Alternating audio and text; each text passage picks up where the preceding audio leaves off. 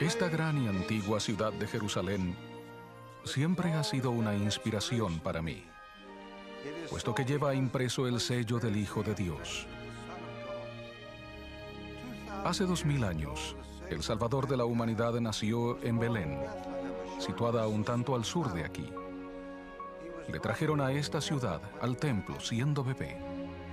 Aquí María y José oyeron las maravillosas profecías que pronunciaron Simeón y Ana acerca del niño que estaba destinado a ser el Salvador del mundo. Pasó su niñez en Nazaret de Galilea, que está hacia el norte. A los 12 años de edad, le trajeron de nuevo aquí, a Jerusalén, donde le halló su madre conversando con los doctores de la ley en el templo, los que estaban oyéndole y preguntándole. Y cerca de aquí, contemplando esta ciudad, él dijo con pesar: Jerusalén, Jerusalén, que matas a los profetas y apedreas a los que te son enviados. ¿Cuántas veces quise juntar a tus hijos y no quisiste? Jerusalén fue el escenario de los últimos días de la vida terrenal del Hijo de Dios. Aquí padeció la agonía del Getsemaní, su arresto, los juicios, su condena, el dolor indescriptible de su muerte en la cruz, su entierro en la tumba de José y su resurrección triunfante. Nadie puede comprender cabalmente el esplendor de su vida, ni la majestad de su muerte, ni la universalidad de su dádiva a la humanidad. Proclamamos junto con el centurión que a su muerte dijo: verdaderamente, este era Hijo de Dios. 2000 años han pasado ya desde que nació en Belén. De cierto, este es un tiempo de rememorar y de rededicar. En nuestra época, el Señor ha llamado a 15 testigos especiales a testificar de la divinidad de Él ante todo el mundo. El llamamiento de ellos es exclusivo. Son apóstoles del Señor Jesucristo, escogidos y comisionados por Él. Se les ha mandado dar testimonio de que Él en realidad vive, y a hacerlo por el poder y la autoridad del santo apostolado que poseen. Les invito a escuchar el testimonio de esos testigos especiales. Nos hablarán desde diversos sitios del mundo, testificando del ministerio preterrenal, terrenal y postterrenal del Señor. Gracias sean dadas a Dios por la dádiva de su Hijo, el Redentor del mundo, el Salvador de la humanidad, el Príncipe de la vida y de paz, el Santo.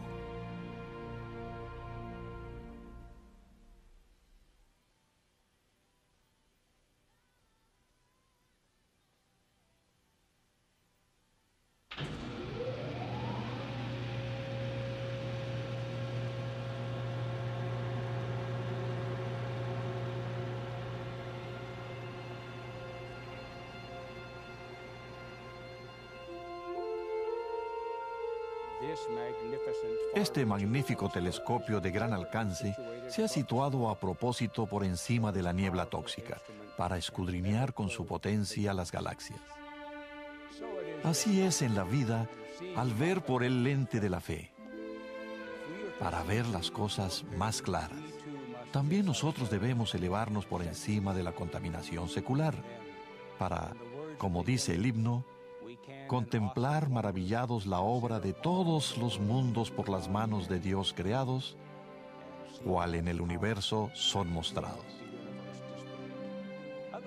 De otro modo, no podemos investigar el Evangelio universal de Jesús ni ver las cosas como realmente son. Pero al reconocer la magnitud del cosmos y meditar con humildad en la vastedad de la obra divina, muchísimo antes de que naciera en Belén y se le llegase a conocer como Jesús de Nazaret, nuestro Salvador era Jehová. Ya entonces, bajo la dirección del Padre, Cristo era el Señor del universo, que creó incontables mundos de los cuales el nuestro es solo uno. ¿Cuántos planetas con habitantes hay en el universo? No sabemos. Pero no estamos solos en el universo. Dios no es el Dios de un solo planeta.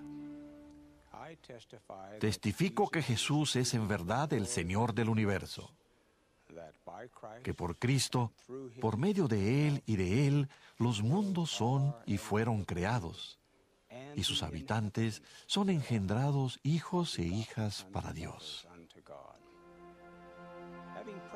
Habiéndonos comprado con su sangre expiatoria en la gran y asombrosa expiación, Jesús llegó así a ser nuestro legislador.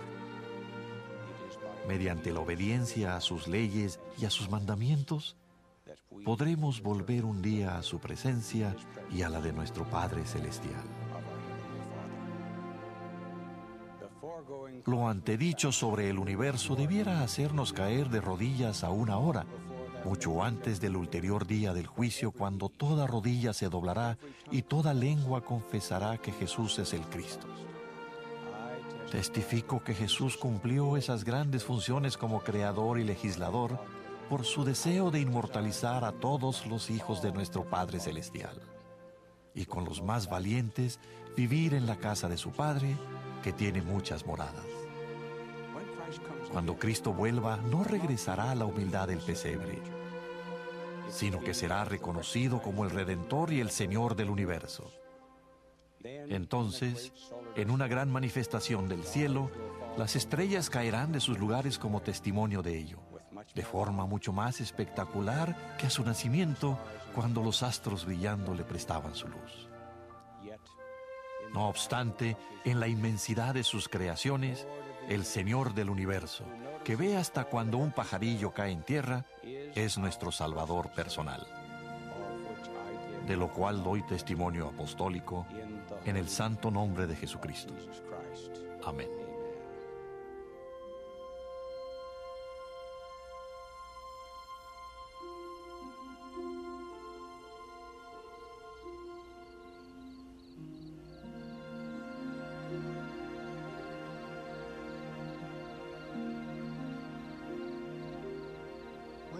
Cuando contemplo las estrellas del cielo, recuerdo que hace unos 4000 años, Jesús el Cristo, que entonces hablaba como Jehová, el Dios del Antiguo Testamento, hizo un convenio con el padre Abraham, que comprendía la promesa de que el Salvador del mundo vendría por el linaje de Abraham y que la descendencia de éste se multiplicaría como las estrellas del cielo.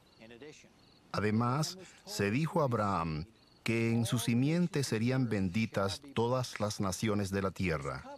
Ese convenio iba a ser sempiterno, hasta 1000 generaciones. Se prometió a Abraham: en ti continuará este derecho, y en tu descendencia después de ti, sí, con las bendiciones del Evangelio, que son las bendiciones de salvación, sí, de vida eterna. En las Escrituras aprendemos que ese convenio se ha de cumplir en los postreros días. Entonces se predicaría la plenitud de su Evangelio, y muchos creerían verdaderamente que Jesucristo es el Hijo de Dios. En 1836 se entregaron las llaves del Evangelio de Abraham. En 1843, el Señor dijo al profeta José Smith que Abraham recibió promesas en cuanto a su posteridad y a la del fruto de sus lomos, de cuyos lomos eres tú. Esta promesa es para ti también, pues eres de Abraham. Hermanos y hermanas, ustedes también pueden recibir las bendiciones divinas prometidas al linaje fiel de Abraham. El Señor ha indicado que las bendiciones y responsabilidades de su sacerdocio son de ustedes debido a su fe, obras y linaje, el linaje que se les ha declarado en su bendición patriarcal. Sois herederos legítimos, ha dicho Él. Vuestra vida y el sacerdocio han permanecido, y es necesario que permanezcan por medio de vosotros y de vuestro linaje. Las bendiciones supremas del convenio de Abraham se confieren en los santos templos. Esas bendiciones nos permiten levantarnos en la primera resurrección y heredar tronos, reinos, potestades, principados y dominios para nuestra exaltación y gloria en todas las cosas. El cumplimiento del antiguo convenio de Abraham es factible solo debido al Señor Jesucristo. Es Él quien nos ha posibilitado morar con Dios, con Él y con nuestras familias eternamente. Esta es su obra y su gloria. Yo le amo, testifico de Él y expreso mi sempiterna gratitud por Él, ahora y para siempre jamás.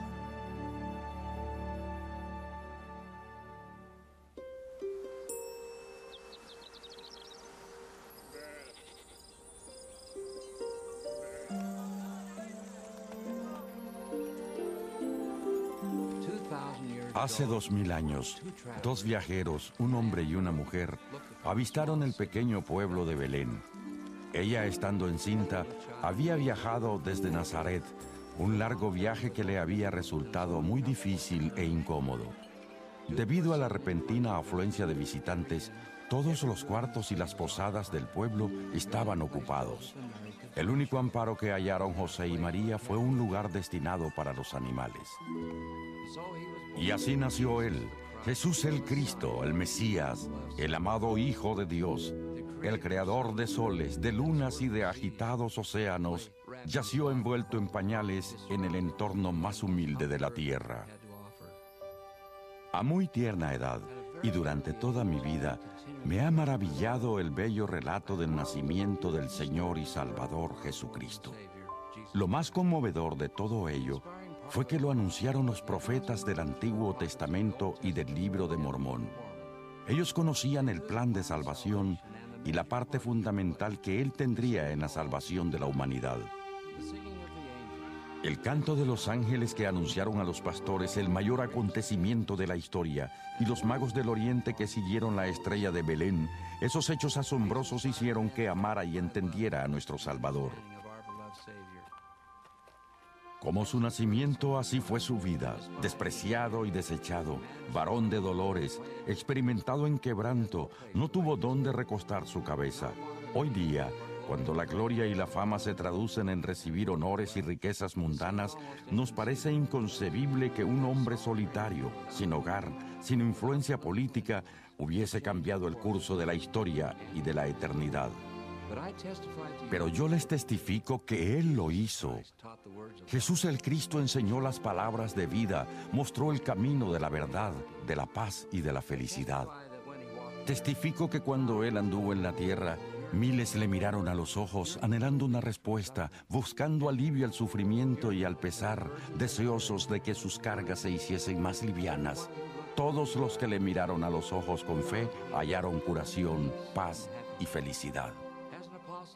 Como apóstol del Señor Jesucristo, les testifico hoy que llegará la hora en que cada uno de nosotros mirará a los amorosos ojos del Salvador. Y sabremos entonces con certeza que el niño que nació de María fue en verdad el Hijo de Dios, el Salvador del mundo. Sabremos que ningún pesar es tan grande, ningún dolor tan profundo, ninguna carga tan insoportable que Él no pueda aliviar.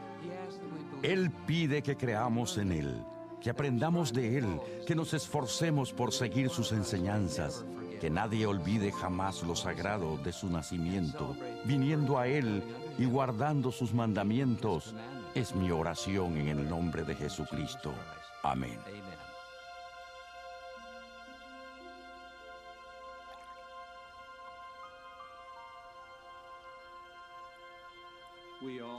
Todos tenemos un vívido recuerdo de nuestro bautismo y de la recepción del Espíritu Santo.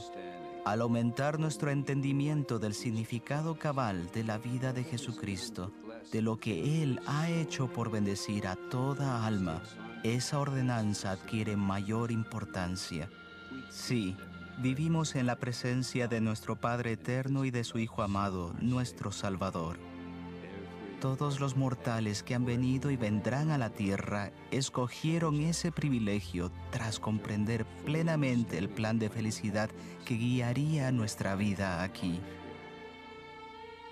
solo los que hacen y guardan el convenio del bautismo, que obedecen con diligencia sus mandamientos y reciben todas las otras ordenanzas necesarias, tendrán una plenitud de gozo en la tierra y vivirán eternamente en el reino celestial.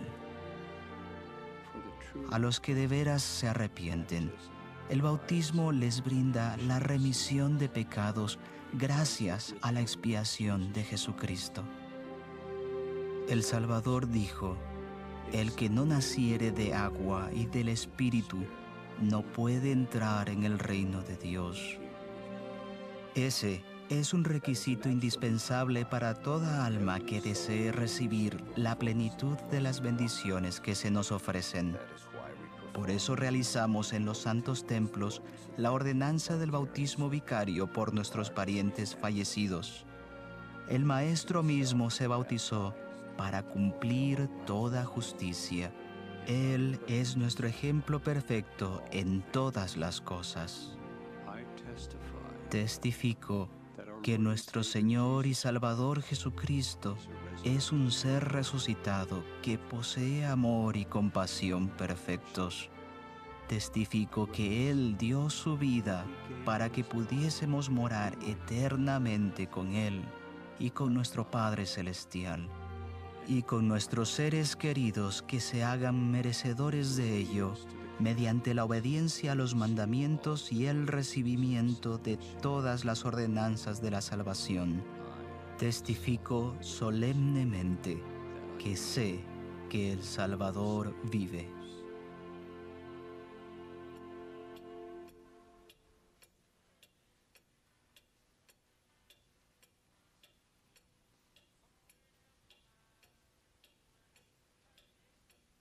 Hubo un suceso en mi vida que a menudo me ha recordado el regocijo que se desprende del preguntarse, ¿qué haría El Salvador en esta situación?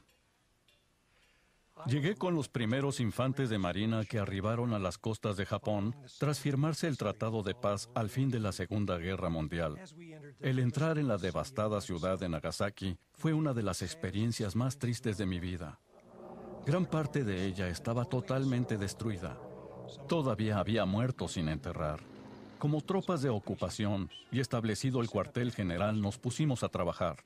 La situación era deprimente y algunos deseamos hacer algo más, por lo que pedimos permiso al capellán de división para reconstruir las capillas cristianas.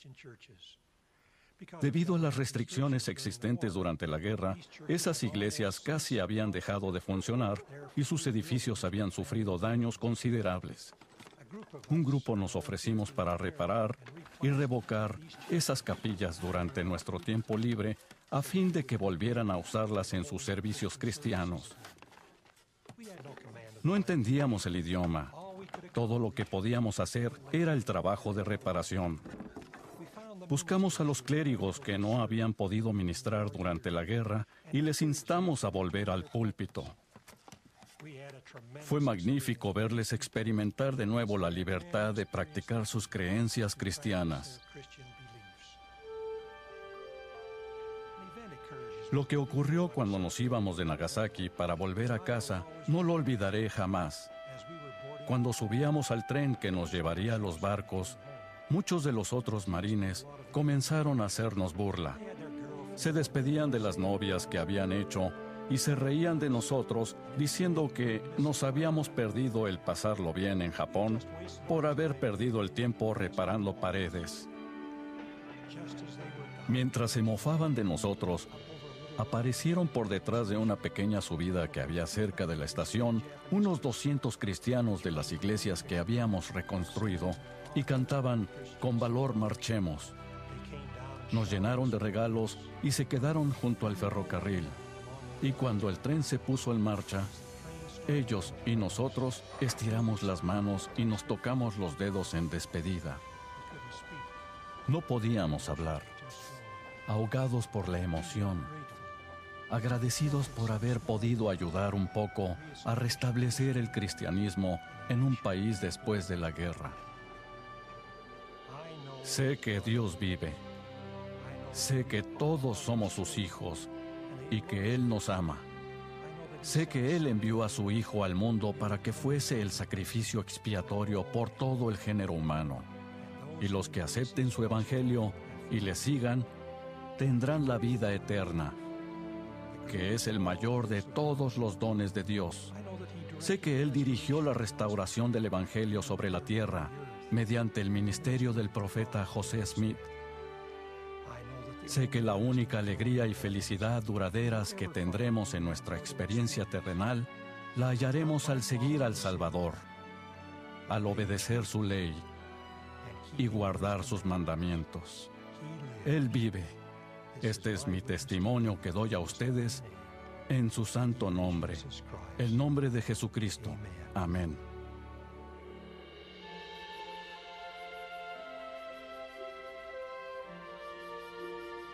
En la fachada oriental de este edificio están las palabras «La Casa del Señor». La primera vez que di unos pasos por el interior de este templo, tuve la sensación de que había estado aquí antes. De inmediato, se me ocurrió que lo que me era familiar era un sentimiento de paz más grande de lo que jamás había sentido, pero que creí reconocer y casi recordar. Antes de venir a esta vida, conocimos a nuestro Padre Celestial y a su amado Hijo. Sentimos paz al estar con ellos y añoramos el volver a estar con nuestros seres queridos. Los templos que han sido dedicados son lugares sagrados a donde puede venir el Salvador resucitado. En ellos sentimos la paz de la relación que tuvimos con Él en la vida anterior. Allí hacemos los convenios que nos ayudan a venir a Él en esta vida y los cuales le permitirán, si guardamos las promesas que le hicimos, llevarnos de nuevo al Padre con nuestra familia. Cada parte de estos edificios y todo lo que en ellos se lleva a cabo reflejan el amor del Salvador por nosotros y nuestro amor hacia Él. Eso lo sentí un día cuando me encontraba en una de las torres de este templo. En un pequeño cuarto que casi nunca se ha usado, vi exquisita carpintería de la era pionera. Recuerdo el asombro que me invadió al imaginarme a los obreros que con tanto cuidado habían tallado y acabado las molduras. Trabajaron con gran esfuerzo, sin herramientas eléctricas, en un lugar al que solo mirarían el Señor y seres celestiales. No lo hicieron para el hombre ni por elogios, sino para el Señor y su casa. Sabían, tal como yo, que Él vive y que había pedido a su pueblo que se congregara y fuese digno de edificarle un templo para que Él los dirigiese y bendijese. Sé que Él vive. Sé que José Smith fue su profeta y que vio en visión no solo la forma de las ventanas de uno de los primeros templos, sino templos por toda la tierra. En su bondad, el Señor ha confiado a sus siervos las llaves del sacerdocio que se ejercen en estos templos, por nosotros y nuestros parientes muertos, y para llevar a cabo la obra para el glorioso regreso de Él. Esto es cierto y brinda paz a mi corazón. En el nombre de Jesucristo. Amén.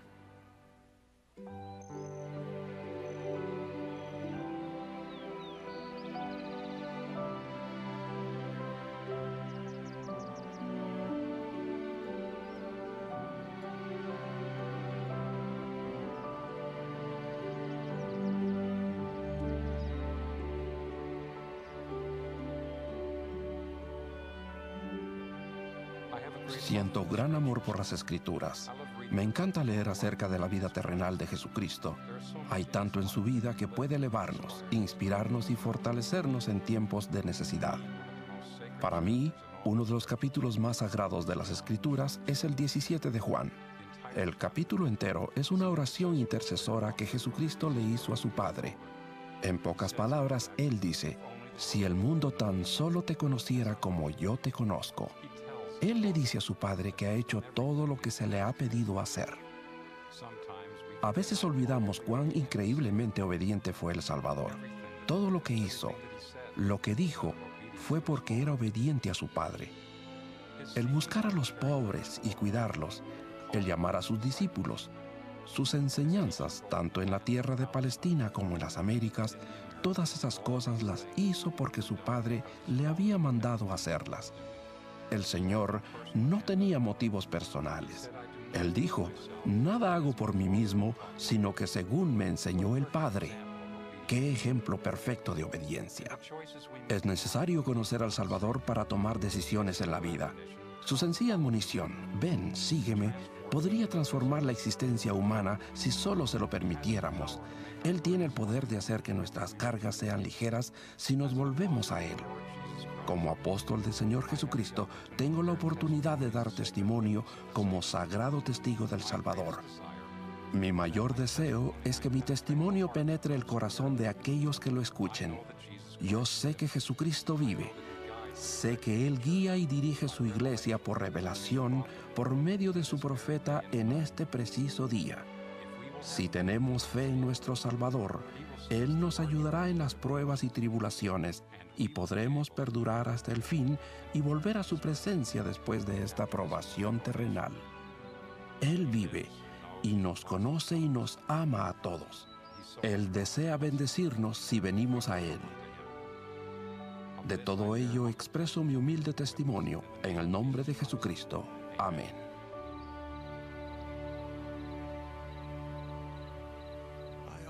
A menudo pienso en el momento en que hace algunos años el presidente Kimball me llamó para que fuera al templo.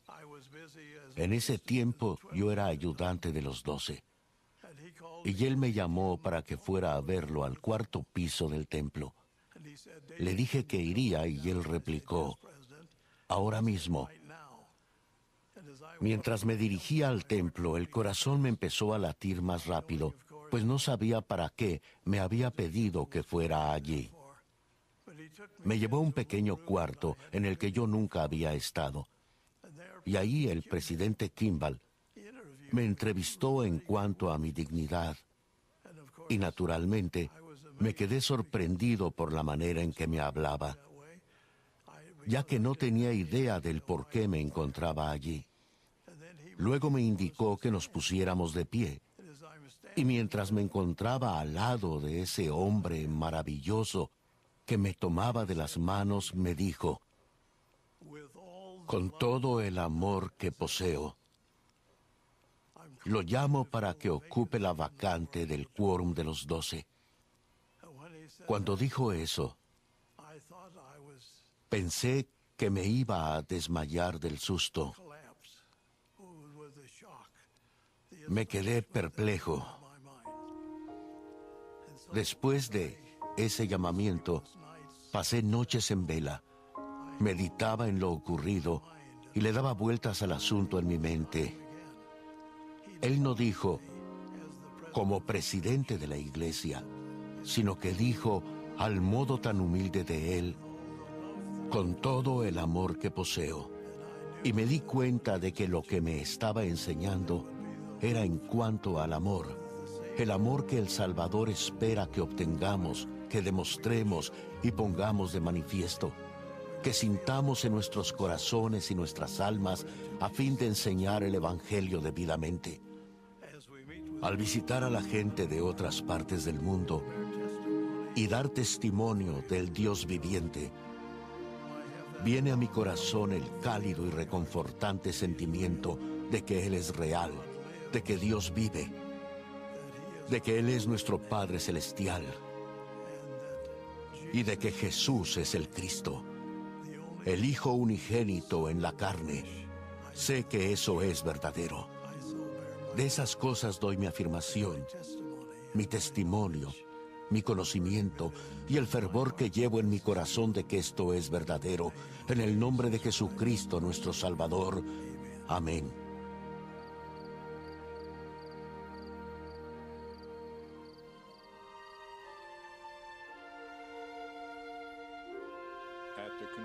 Al concluir su ministerio, Jesús introdujo el sacramento de la Santa Cena del Señor. Partió pan, lo bendijo y lo dio a sus discípulos, diciendo: tomad, comed, esto es mi cuerpo. Haced esto en memoria de mí.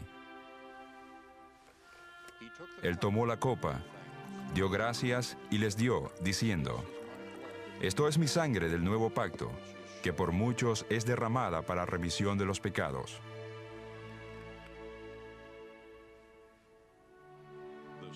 El sacramento de la Cena del Señor es una renovación de los convenios y de las bendiciones del bautismo.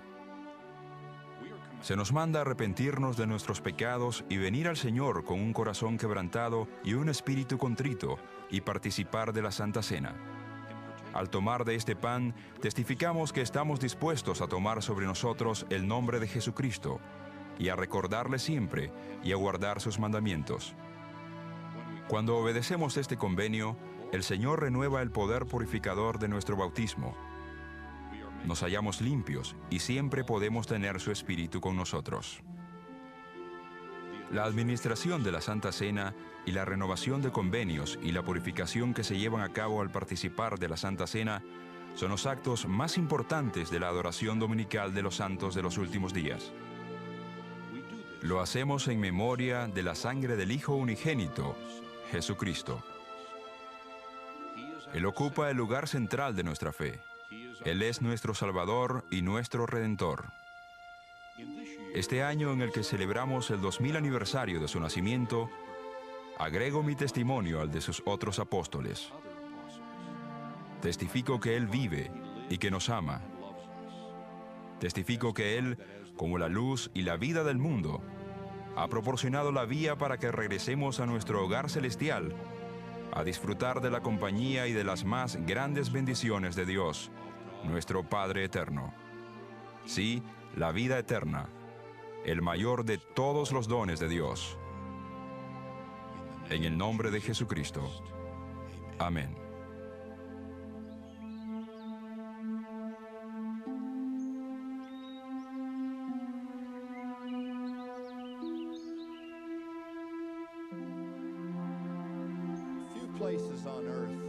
Pocos lugares de la tierra son tan sagrados e importantes como este pequeño olivar aquí en el Monte de los Olivos, en Jerusalén.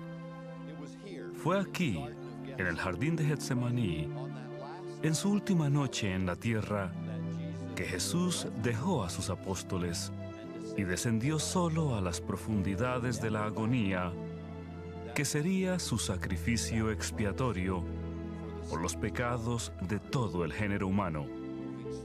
Moviéndose lentamente, arrodillándose y postrándose, exclamó: Abba, Padre, todas las cosas son posibles para ti. Aparta de mí esta copa, mas no lo que yo quiero, sino lo que tú. Para el ferviente seguidor de Cristo, es algo sumamente maravilloso el hecho de que el sacrificio voluntario y misericordioso de una sola persona pudiese satisfacer las demandas infinitas y eternas de la justicia, expiara todo delito humano, soportara toda enfermedad terrenal, sintiera toda aflicción, dolor y pérdida personales. Pero testifico que eso es exactamente lo que Cristo hizo por cada uno de nosotros. Doy solemne testimonio de que la expiación de Jesucristo es el cimiento caritativo y el acto central del plan eterno de Dios para nuestra salvación y felicidad. ¿Debería extrañarnos que en este lugar caminemos en silencio y con reverencia? ¿Debería extrañarnos que hagamos convenios sagrados debido al amor que aquí se manifestó? ¿Debería extrañarnos que Cristo, el mayor de todos, bebiera aquí la amarga copa y no desmayara, para que no sufriéramos si nos arrepentimos y venimos a Él? Declaro mi asombro y maravilla, mi adoración y testimonio apostólico de Él. En su nombre redentor, el Señor Jesucristo. Amén.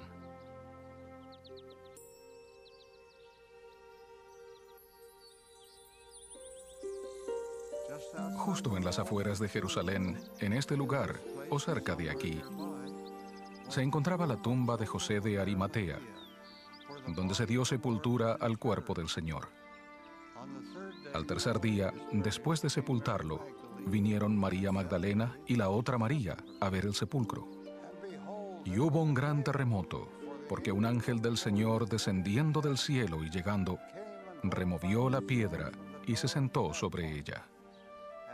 Mas el ángel dijo a las mujeres: no temáis vosotras, porque yo sé que buscáis a Jesús, el que fue crucificado.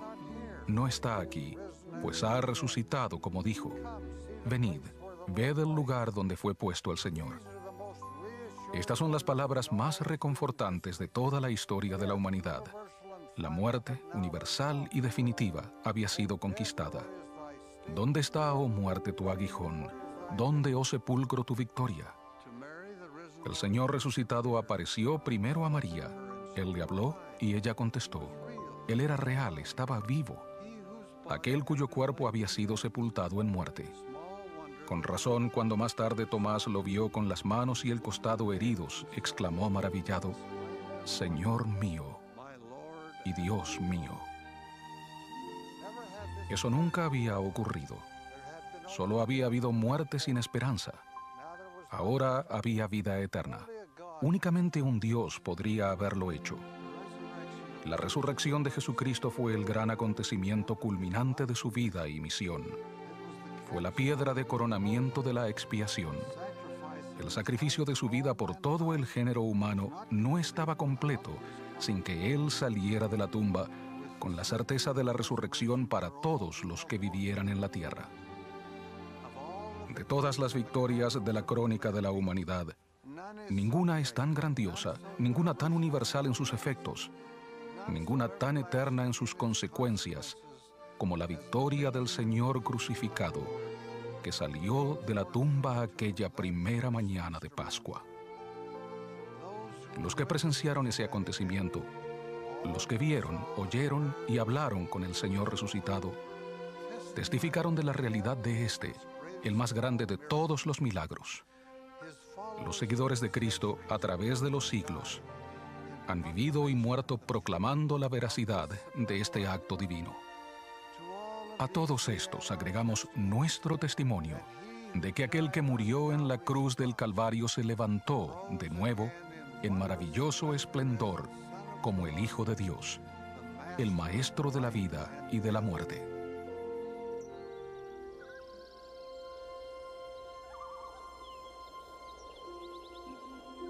Cuando al principio el Salvador mandó a sus apóstoles, id por todo el mundo, su iglesia era muy pequeña, con miembros esparcidos en la región geográfica que hoy se conoce como el Medio Oriente. Sus dinámicos apóstoles, como Pedro, Santiago, Juan y Pablo, que viajaban mayormente a pie o en barco, hicieron todo lo posible para mantener unido al pequeño rebaño. Pero las distancias y la falta de comunicación hicieron la obra muy difícil. Ellos mismos sabían que el futuro traería una apostasía de las enseñanzas del Evangelio. Sabían también que un día vendría al mundo una restauración de la plenitud del Evangelio de Jesucristo. Testifico que la restauración del Evangelio se llevó a cabo, empezando con la aparición de nuestro Padre Celestial y del Señor Jesucristo al profeta José Smith en la primavera de 1820. Desde aquel día glorioso, más de 90 hombres han sido llamados a servir como apóstoles con la misma responsabilidad que tenían los de antaño, de enseñar a todas las naciones que Jesús es el Cristo, el Hijo de Dios, nuestro Padre eterno. Hoy, gracias a los aviones de retropropulsión y a la extraordinaria tecnología, nuestro ministerio se extiende hasta las partes más remotas del mundo. Desde 1820, más de 750,000 misioneros regulares han prestado servicio en el mundo, enseñando y testificando acerca de Cristo en más de 100 idiomas y en 137 naciones y territorios. Les testifico que la voluntad de nuestro Padre Celestial, a través de su amado Hijo, el Señor Jesucristo, es que esta obra siga adelante. Es por Él y por medio de Él que nuestros misioneros expresan su humilde y sincero testimonio. Soy testigo de ello. Llegué a saber por mí mismo acerca de la veracidad de esta obra y de la divinidad del Salvador mientras servía como misionero en Inglaterra hace 50 años. Lo sé con más certeza hoy día, mediante experiencias demasiado numerosas y sagradas para mencionarlas. Este es su evangelio. Él está a la cabeza, santo, divino, supremo, lleno de poder, majestad, gracia y verdad. Él vivió por nosotros y murió por nosotros porque nos ama. Le amo más profunda y poderosamente que lo que pueda expresar. Él es mi Señor, mi Salvador, mi Redentor y amigo. Sé que Jesucristo es el Hijo de Dios, nuestro Padre eterno. Él vive y dirige su iglesia hoy día mediante su profeta y sus apóstoles.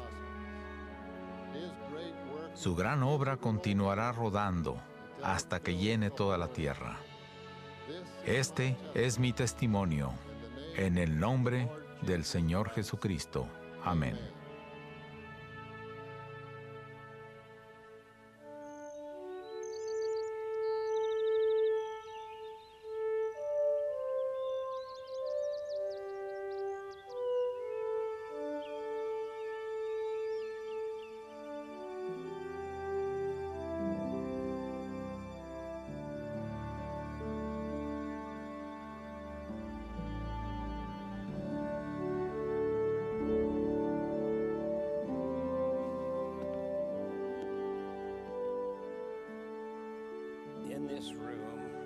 En esta sala, el 3 de abril de 1836, se cumplió una profecía que se había dado hace más de 2000 años. Las palabras finales del Antiguo Testamento, dadas por el profeta Malaquías, profetizaron: «He aquí, yo os envío el profeta Elías, antes que venga el día de Jehová grande y terrible. Él hará volver el corazón de los padres hacia los hijos y el corazón de los hijos hacia los padres, no sea que yo venga y hiera la tierra con maldición». Cuando el ángel Moroni apareció al profeta José Smith, citó muchas escrituras, entre ellas esta, que aparece como la segunda sección de Doctrina y Convenios. Entonces, en ese día de 1836, José Smith y Oliver Cowdery se inclinaron aquí en solemne y silenciosa oración. Y tras orar, José dijo: «El velo fue retirado de nuestras mentes, y los ojos de nuestro entendimiento fueron abiertos. Vimos al Señor sobre el barandal del púlpito». El Señor les habló, y luego Moisés apareció, y les entregó las llaves del recogimiento de Israel. Elías les entregó las llaves del Evangelio de Abraham, y luego sucedió. Elías el profeta volvió y dijo lo mismo, de hacer volver el corazón de los padres a los hijos y el de los hijos a los padres. Y dijo: «Por esto sabréis que el día grande y terrible del Señor está cerca». Ahora bien, en nuestra época, la obra maravillosa sigue adelante, la de historia familiar y del templo, uniendo a las familias por la eternidad.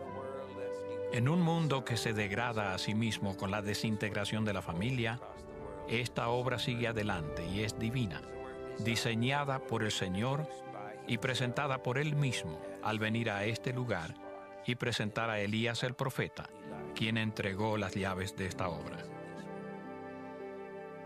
Testifico que Jesús es el Cristo, que esta es una obra divina. La mente del hombre no puede haberla concebido. Es verdad. Jesús es el Cristo. Él vive. Él dirige esta iglesia. De esto doy testimonio solemne en el nombre de Jesucristo. Amén.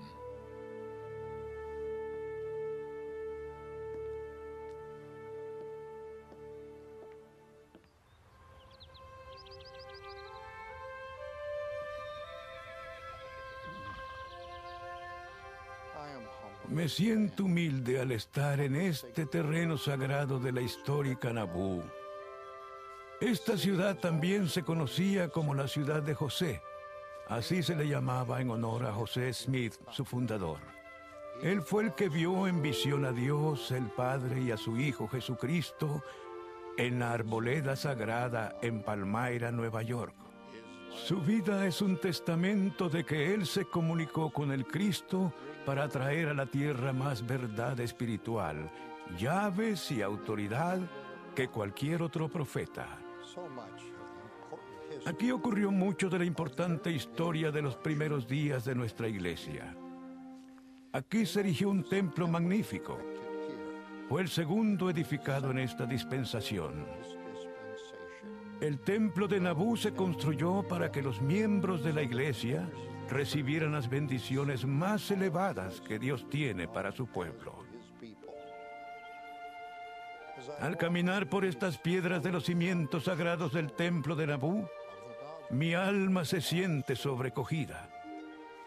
El último día, antes de que se cerrara el templo y los santos se marcharan, muchos de ellos prácticamente vivieron en el templo. Mis bisabuelos John y Jane Akerly se hallaban entre los últimos que recibieron las bendiciones del templo en este magnífico edificio el 3 de febrero de 1846. Eso fue providencial porque John Akerly falleció en Winter Quarters. Con el tiempo, este magnífico templo se edificará otra vez para la gloria del Señor. Aquí es donde la pila bautismal del templo se hallaba ubicada. El Salvador dijo a Nicodemo: el que no naciere de agua y del Espíritu no puede entrar en el reino de Dios. La salvación, tanto para los vivos como para los muertos, depende de esta y de otras ordenanzas, todo lo cual es una confirmación poderosa de mi creencia de que Jesús es el Cristo. En los Getsemanís de la vida que todos tenemos, y con frecuencia en mi llamamiento actual, me he arrodillado para acudir en busca de ayuda con un espíritu humilde al único lugar que podía hacerlo. A menudo agonizaba en el espíritu, suplicando a Dios de todo corazón que me sostuviera en la obra que he llegado a apreciar más que la vida misma. En ocasiones he sentido la terrible soledad de las heridas del corazón, de la intensa agonía, los bofetones de Satanás y el consuelo cálido y protector del Espíritu del Maestro. También he sentido la abrumadora carga de las dudas personales por considerarme incapaz e indigno, el momentáneo sentimiento de estar desamparado para ser luego fortalecido más de lo que esperaba. He ascendido a un monte Sinaí espiritual docenas de veces en busca de comunicación y de instrucciones. Ha sido como si ascendiera penosamente un casi verdadero monte de la transfiguración, y en ocasiones he sentido gran fortaleza y poder en la presencia del Divino. Este sentimiento sagrado y especial ha sido una sustentadora influencia y a menudo un compañero íntimo. Al servir en el llamamiento del Santo Apostolado, considero que soy un hombre muy común. Aún así, reconozco con agradecimiento un don especial. Tengo el conocimiento certero de que Jesús de Nazaret es nuestro Salvador divino. Yo sé que Él vive. Sé que mediante la agonía inexpresable de la expiación, los hombres y las mujeres, si se arrepienten, pueden ser perdonados de sus pecados.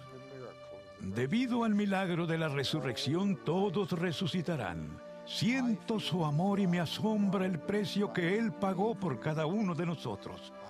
Me pregunto cuántas gotas de sangre se derramaron por mí. Este es el testimonio que doy de Él. Sí, en el nombre de Jesucristo. Amén.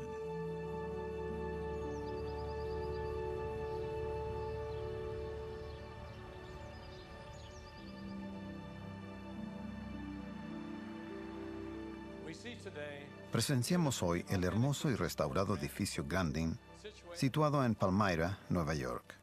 La restauración del edificio Grandin ha cumplido su objetivo: mantener la integridad histórica del edificio y permitir que el visitante se vea envuelto en la historia de la época. Aquí es donde se publicó la primera edición del Libro de Mormón, con un total de 5,000 ejemplares, un número inusualmente elevado para los negocios de imprenta rurales. El señor Grandin había adquirido una imprenta en Nueva York. La imprenta presentaba una nueva tecnología, mejor que las otras de la época, y ofrecía al profeta José Smith la posibilidad de imprimir el Libro de Mormón en un sitio cercano a su hogar. Demos vuelta a las páginas de la historia para apreciar más plenamente una de las más grandes maravillas de la civilización, a saber, el advenimiento de los caracteres de imprenta móviles. Antes de que Gutenberg descubriera las posibilidades de los caracteres móviles, todo se imprimía con una pluma, letra por letra, línea por línea, página por página. El señor Grandin publicó el Libro de Mormón con caracteres de imprenta móviles. Fue arreglado laboriosamente por las manos del talentoso tipógrafo que aprendió de memoria y por experiencia cada tipo de carácter, estilo y tamaño disponible. Luego que se formaba la página, se colocaba la tinta y se imprimía, y así quedaba lista para la encuadernación. El Señor sacó a luz el Libro de Mormón en un periodo en que los métodos de impresión realzarían su distribución en todo lugar. Hoy las imprentas modernas permiten a la Iglesia publicar y distribuir muchos millones de ejemplares del Libro de Mormón al año. Permítanme compartir con ustedes una experiencia que tuve hace muchos años en el sur de los Estados Unidos, cuando después de una conferencia de estaca, una mujer se me acercó y me preguntó: ¿conoce al elder Delbert Stapley? Le respondí que éramos apóstoles del Señor y que servíamos juntos en la obra del Maestro. Entonces ella me dio un ejemplar del Libro de Mormón que contenía una inscripción y la firma de Delbert Stapley. Señaló que el libro había sido dado a su abuela cuando el elder Stapley era un joven misionero y agregó: ¿puede darle este libro al elder Stapley y decirle que cientos de descendientes de mi abuela se han convertido por este ejemplar? Y ellos, a su vez, han transmitido el mensaje del Libro de Mormón a otras personas. Le di ese ejemplar firmado del Libro de Mormón al elder Stapley. Él escuchó atentamente cuando le explicaba dónde y cómo se me había dado. Examinó su firma en silencio y dijo: este es uno de los días más felices de mi vida. Mi testimonio personal es que el Libro de Mormón cambia la vida humana. Es, por cierto, otro testamento de Jesucristo.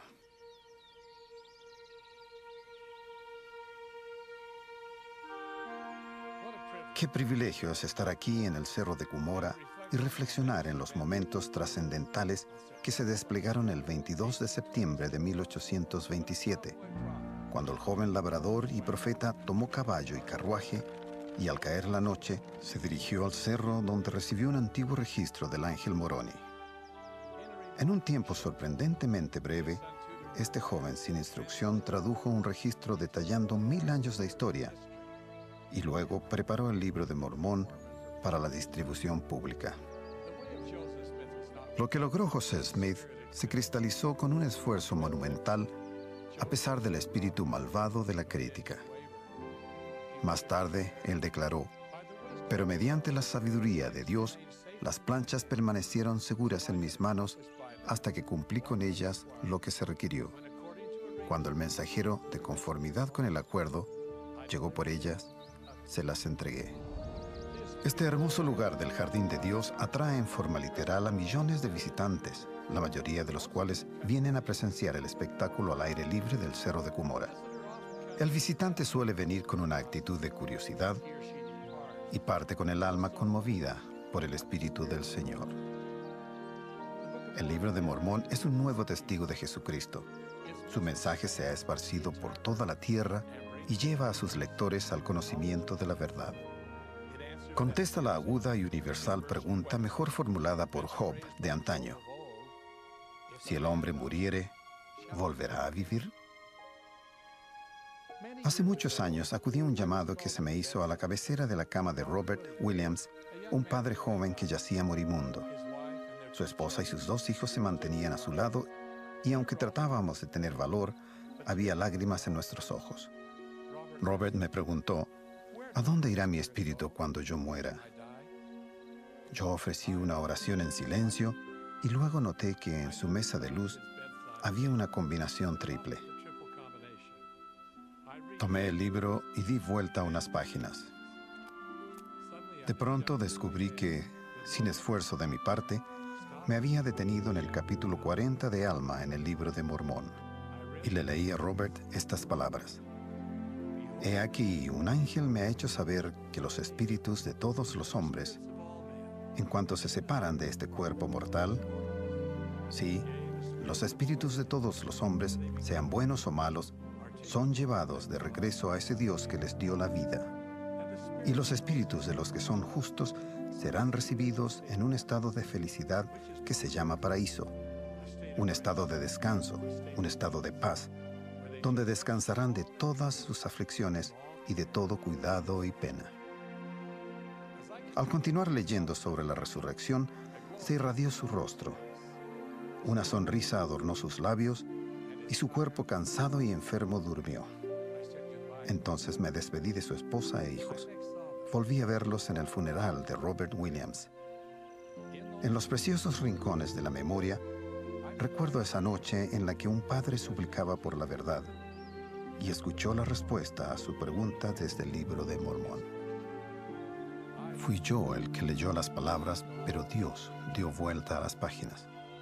Sí, nuestro Padre Celestial contesta nuestras oraciones en su propio tiempo y a su manera.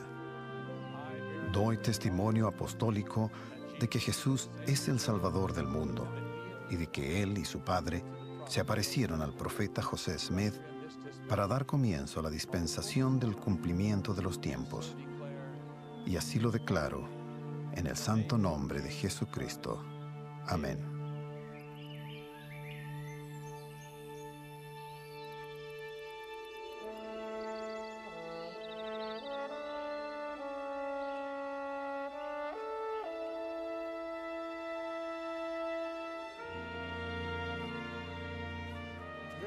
Esta es la arboleda sagrada. Este terreno santo es reverenciado por los santos de los últimos días de todo el mundo. Aquí es donde comenzó todo, el milagro de esta gran obra que se ha extendido por toda la tierra.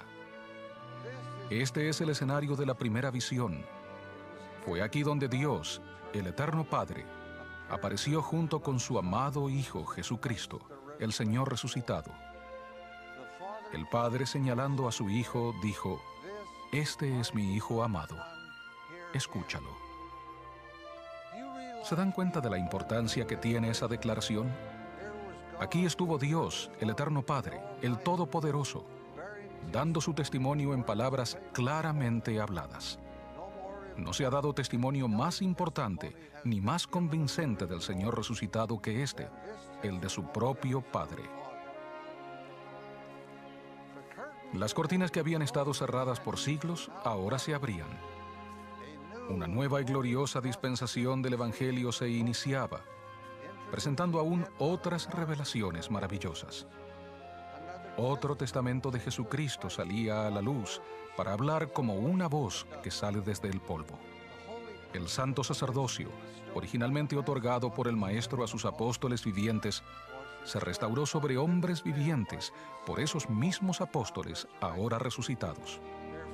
Siguió una verdadera nube de testigos, con llaves y poderes necesarios para completar la restauración de la iglesia establecida por Jesús, cuando Él caminó sobre la tierra, conocida ahora como la Iglesia de Jesucristo, de los santos de los últimos días.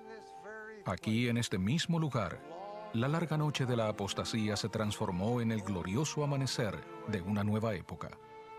Se vio y se escuchó a Dios mismo. Aquí donde nos encontramos, en medio de la tranquilidad de estos árboles, en este, el más sagrado de los lugares, se reveló otra vez la naturaleza de la deidad. La mente despejada y receptiva de un muchacho se convirtió en el instrumento de la revelación que aquí se dio y de las muchas más que seguirían. Siendo yo el 15º sucesor de José Smith y el portador del manto profético que vino sobre él, declaro solemnemente mi testimonio de que el relato del profeta José de esos eventos es verdadero, que aquí el Padre dio testimonio de la divinidad de su Hijo, de que el Hijo instruyó al joven profeta, y que siguió una serie de acontecimientos que llevaron a la organización de la única iglesia verdadera y viviente sobre la faz de toda la tierra, con la cual dijo: yo, el Señor, estoy bien complacido. De la realidad y de la personalidad del Dios viviente y de su Hijo, nuestro Redentor, soy testigo reverente y solemne, y hablo estas palabras por el poder del Espíritu Santo, en el nombre sagrado de Jesucristo. Amén.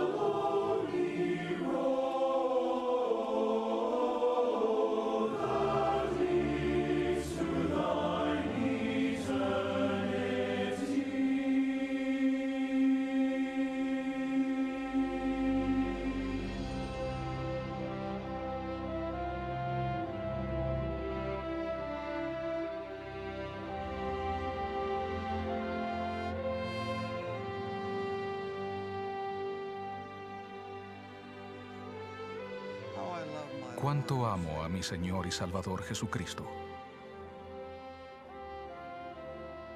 Su comisión divina y su divino amor nos motivan a todos en esta obra. Amo a mis hermanos, todos son leales. Ellos responden sin vacilar a todo llamamiento. Son verdaderos discípulos del Señor Jesucristo. Es Él, Jesucristo, quien está a la cabeza de esta iglesia que lleva su nombre sagrado. Él vela por ella, Él la guía. Estando a la diestra de su Padre, Él dirige esta obra. Unidos y en calidad de sus apóstoles autorizados y comisionados por Él para hacerlo, manifestamos nuestro testimonio de que Él vive y de que vendrá otra vez a reclamar su reino y reinará como Rey de Reyes y Señor de Señores. De esto tenemos la certeza y damos testimonio apostólico en su santo nombre. Sí, el nombre de Jesucristo. Amén.